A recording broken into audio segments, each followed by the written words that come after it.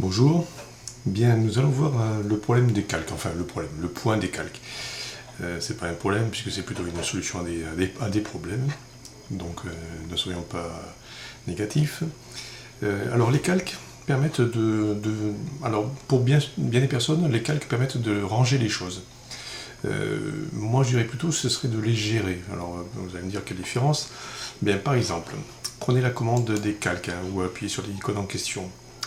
Vous voyez par exemple j'ai créé un calque pour les cotes au demi et les cotes au 1/5. Ça me permet de faire quoi? Eh bien, j'ai affecté cette cote au calque 1/5, j'ai affecté cette cote bleue au calque 1/2. Alors elles sont toutes les deux présentes dans l'espace objet, mais ce n'est pas grave, ce n'est pas avec ça que j'imprime, que je réalise mes plans. Donc si je vais dans un espace de présentation, là la cote vous ne la voyez pas. Pourquoi? Parce que dans la fenêtre, j'ai gelé la cote 1/2. Donc on ne voit que la cote pour le 1/5. Si je fais l'inverse, enfin si je la dégèle à travers la fenêtre active, ben voilà, elle apparaît. Donc, vous voyez, c'est une façon de gérer les choses, plutôt je dirais.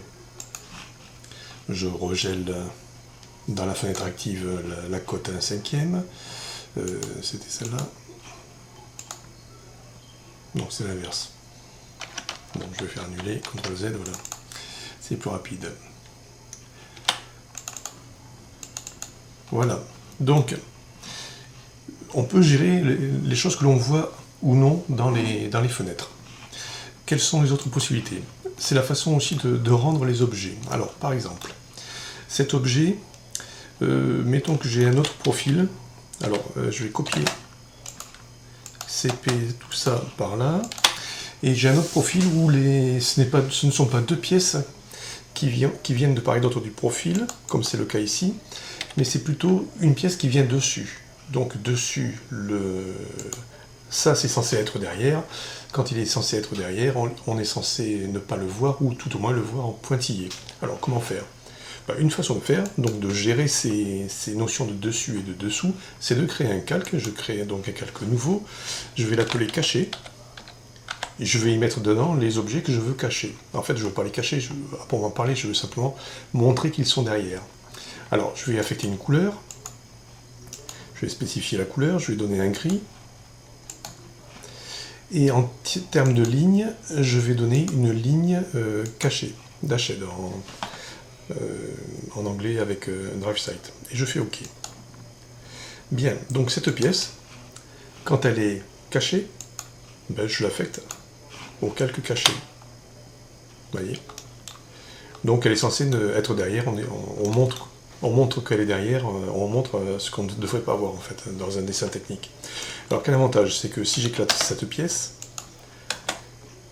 celle-là était déjà éclatée, voilà, donc je peux me débarrasser de ça, je peux me débarrasser de ça, ça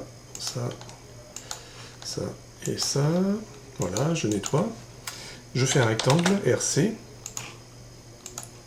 voilà, et suivant les cas de figure, eh bien, j'affecte mon objet au calque 0 ou au calque caché. Voilà, ça me permet, un calque permet notamment de gérer les choses. Alors dans un plan de géomètre, ça permet aussi, et là je suis d'accord, de ranger les choses.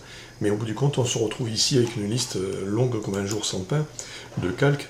Et puis c'est très fatigant, parce qu'eux ils travaillent avec des logiciels qui font ça de façon automatique, mais quand il faut le faire à la main, franchement c'est une gageure de ne pas se tromper. Donc on finit toujours à un moment donné par ranger les choses à la main et puis de faire des séances de nettoyage. Du genre, ça c'est dans le calque des trous, des perçages, ça c'est dans le calque des pièces métalliques, enfin bref, on s'en sort plus quoi. Donc moi j'ai tendance à chercher la création minimum de calques pour les besoins de mon métier et pas plus loin quoi. Et quand je suis confronté au métier des autres, c'est là que je m'aperçois que les calques, eux, par contre, ils en mangent. Voilà, donc je vous propose de garder ce type d'habitude de travail, ne créez que ce dont vous avez vraiment besoin et ne cherchez pas à en mettre trop de partout parce qu'à un moment donné, de toute façon, vous allez vous tromper, vous ne travaillerez pas dans le bon calque et du coup vous allez passer des heures et des heures à nettoyer vos calques. Alors, une autre pratique que l'on peut avoir, professionnelle et qui n'est pas délirante, c'est de créer des lignes d'axe. Alors, je vais faire celle-là par exemple. Je vais la mettre en... Je ne vais pas la mettre, je vais affecter un calque à ça. Je vais faire nouveau, axe. Je vais lui donner une couleur, vous voyez, on est toujours dans la même procédure de travail, du rouge, et je vais lui donner, est-ce qu'il a de l'axe? Non, autre, alors je vais lui demander un autre. Je vais charger une ligne d'axe, où est-ce que c'est? Où est-ce qu'on en a? Bah ça, center, voilà. Je fais OK, et je mets center comme type de ligne, OK, et maintenant cette ligne, je l'affecte au calque axe. Voilà. Vous voyez, pour moi, l'usage des calques ne va pas plus loin que ça. Maintenant, à vous de voir ce que vous en faites. De toute façon, il n'y a pas grand chose de plus à savoir. Alors, qu'est-ce qu'on peut dire malgré tout de plus sur les calques? Ces options-là sont bonnes pour l'espace de travail. Moi, j'ai tendance à ne pas les utiliser. Les épaisseurs de ligne, je les utilise quasiment jamais. Les transparences, je ne les utilise pas. Les styles d'impression, un peu, mais très rares. On peut décider de les imprimer ou pas, mais moi, je ne gère pas les choses comme ça. Donc, vous voyez, moi, mes habitudes de travail sont très simplistes. Et je m'en porte, croyez-le bien, pas plus mal.